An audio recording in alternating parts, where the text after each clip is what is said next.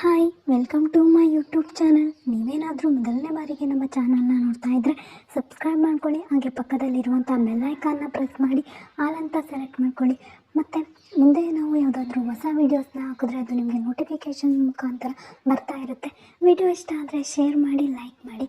ಇವತ್ತು ನಾನು ನಿಮಗೆ ಹೇಳಬೇಕಂತಿರೋದು ಮ್ಯಾಥ್ಸ್ನ ಯಾವ ರೀತಿ ಓದಬೇಕು, ಯಾವೆಲ್ಲ ಟಿಪ್ಸ್ನ ಫಾಲೋ ಮಾಡಿದ್ರೆ ನೀವು ಮ್ಯಾಥ್ಸಲ್ಲಿ ತುಂಬ ಚೆನ್ನಾಗಿ ಸ್ಕೋರ್ ಮಾಡ್ಬೋದು. ತುಂಬ ಜನ ಸ್ಟೂಡೆಂಟ್ಸು ಮ್ಯಾಥ್ಸ್ ಅಂದರೆ ತುಂಬ ಕಷ್ಟದ ಸಬ್ಜೆಕ್ಟು, ಹೆಂಗಪ್ಪ ಪಾಸ್ ಆಗೋದು ಅಂತ ಎಲ್ಲ ತುಂಬ ಬೇಜಾರು ಮಾಡ್ಕೊಳ್ತಾ ಇರ್ತಾರೆ. ಕೆಲವೊಂದು ಟಿಪ್ಸ್ನ ನೀವು ಫಾಲೋ ಮಾಡಿದ್ರೆ ಓದಬೇಕಾದ್ರೆ ಡೆಫಿನೆಟ್ಲಿ ನಿಮಗೆ ಅದು ಯೂಸ್ ಆಗುತ್ತೆ. ಮತ್ತು ನೀವು ಎಕ್ಸಾಮ್ಸಲ್ಲೂ ಕೂಡ ಯಾವುದೇ ಭಯ ಇಲ್ಲದೆ ಆರಾಮಾಗಿ ಬರೆದು ಸ್ಕೋರ್ನ ಕೂಡ ಮಾಡ್ಬೋದು. ನಿಮಗೆ 4 ಟಿಪ್ಸ್ನ ಹೇಳ್ಕೊಡ್ತೀನಿ. ನೀವು ಅದನ್ನು ಓದಬೇಕಾದ್ರೆ ಅದನ್ನು ಆ ಸ್ಟೆಪ್ಸ್ನ ಫಾಲೋಸ್ ಮಾಡಿದ್ರೆ ನಿಮಗೆ ಯೂಸ್ ಆಗುತ್ತೆ ಅಂತ ನಾನು ಹೇಳ್ಬೋದು.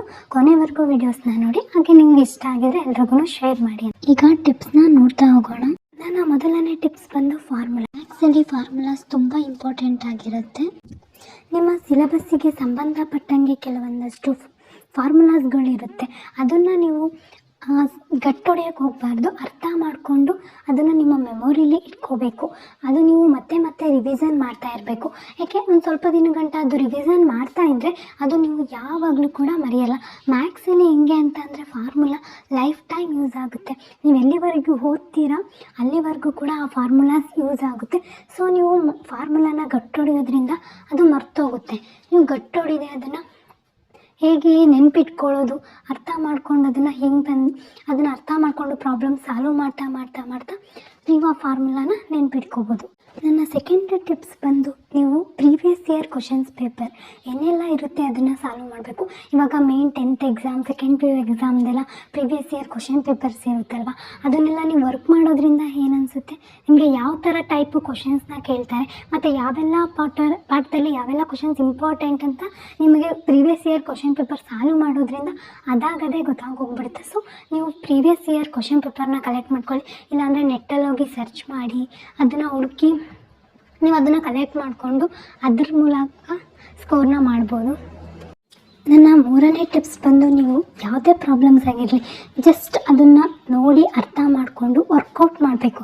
ವರ್ಕೌಟ್ ಮಾಡೋದ್ರಿಂದ ಏನಾಗುತ್ತೆ ಅಂತ ಅಂದರೆ ನೀವು ಒಂದು ಟೈಮ್ ಅದನ್ನು ನೋಡಿ ವರ್ಕೌಟ್ ಮಾಡಿ ನಿಮ್ಮ ನೋಟ್ಸ್ನ ಮುಚ್ಚಿಟ್ಟು ಬೇರೆ ಕಡೆ ಒಂದು ಶೀಟ್ನ ತೊಗೊಂಡು ವರ್ಕೌಟ್ ಮಾಡಬೇಕು. ನೀವು ಸಡನ್ನಾಗಿ ಅಲ್ಲಿ ಡ್ರಾಪ್ ಆದ್ರೂ ಕೂಡ ನೀವು ನೋಟ್ಸ್ನ ತೆಗೆದು ನೋಡಬಾರ್ದು.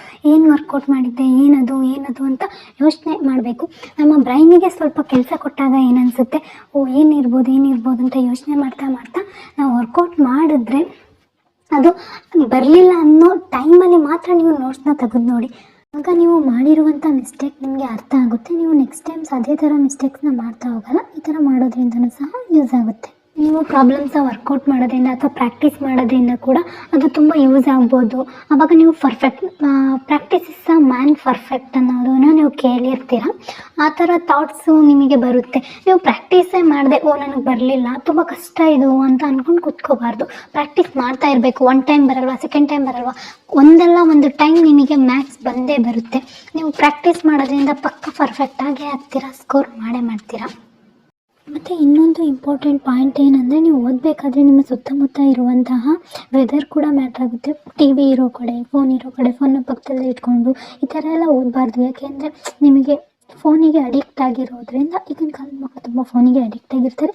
ಸೊ ಅದು ನಿಮ್ಮ ಫೋಕಸ್ನ ಅದ್ರ ಕಡೆ ಹೇಳ್ಕೊಳ್ಳುತ್ತೆ. ನೀವು ಎಷ್ಟೇ ಓದಿದ್ರೂ ಅದು ಕಾನ್ಸಂಟ್ರೇಷನ್ಸ್ ಮಾಡಿ ನೀವು ಅದರಲ್ಲಿ ಓದೋಕ್ಕಾಗಲ್ಲ. ಸೊ ನೀವು ಫೋನಿಂದ ಸ್ವಲ್ಪ ದೂರ ಇದ್ದು ನೀವು ಪ್ರಾಕ್ಟೀಸ್ ಮಾಡಬೇಕು. 4ನೇ ಟಿಪ್ಸ್, ಪಾಯಿಂಟ್ ನೋಟ್ಸ್. ನೀವು ಏನೆಲ್ಲ ಓದ್ತಿರ್ತೀರ ಅದನ್ನು ಸಡನ್ನಾಗಿ ತೆಗೆದು ನೋಡಿದ್ರೆ ನೋಟ್ಸಲ್ಲಿ ಅರ್ಥ ಆಗಲ್ಲ.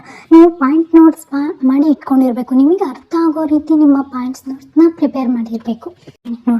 ಪಾಯಿಂಟ್ ನೋಟ್ಸ್ ಮಾಡೋದ್ರಿಂದ ಏನೆಲ್ಲ ಯೂಸ್ ಆಗುತ್ತೆ ಅಂತ ಅಂದರೆ, ನೀವು ನೋಟ್ಸನ್ನು ತೆಗ್ದು ಇದಾದ್ಮೇಲೇನು ಅಂತ ನೋಡೋ ಅವಶ್ಯಕತೆ ಇರಲ್ಲ. ನೀವು ಪಾಯಿಂಟ್ಸ್ ನೋಟ್ಸ್ನ ಜಸ್ಟ್ ನೋಡಿಕೊಂಡ್ರೆ ಈ ಸ್ಟೆಪ್ ಆದಮೇಲೆ ಈ ಸ್ಟೆಪ್ ಅಂತ ಕ್ಲಿಯರಾಗಿ ಅರ್ಥ ಆಗೋಗುತ್ತೆ.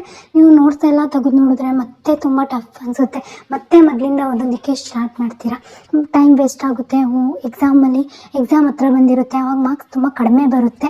ಅವಾಗ ನಿಮಗೆ ಬೇಜಾರಾಗುತ್ತೆ. ಇಷ್ಟೆಲ್ಲ ವರ್ಕೌಟ್ ಮಾಡೋನು ನನಗೆ ಮಾರ್ಕ್ಸ್ ಕಡಿಮೆ ಬಂತಲ್ಲ, ಇಲ್ಲ ಫೇಲ್ ಆದ್ವಲ್ಲ ಅಂತ ಏನಾದರೂ ಅಂದ್ಕೊಂಡು. ಅದಕ್ಕೆ ನೀವು ಪಾಯಿಂಟ್ಸ್ ನೋಟ್ಸ್ ಮಾಡೋದ್ರಿಂದ ಎಕ್ಸಾಮ್ ಟೈಮಲ್ಲಿ ನೀವು ಜಸ್ಟ್ ರಿವಿಸನ್ ಥರ ಮಾಡ್ಕೊಂಡು ಹೋಗ್ಬೋದು.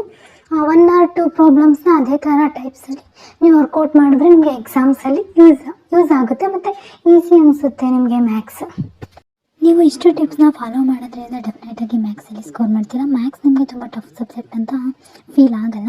ನೀವು ಇಷ್ಟು ಸ್ಟೆಪ್ಸ್ನ ಕಂಪಲ್ಸರಿ ಫಾಲೋ ಮಾಡಲೇಬೇಕು.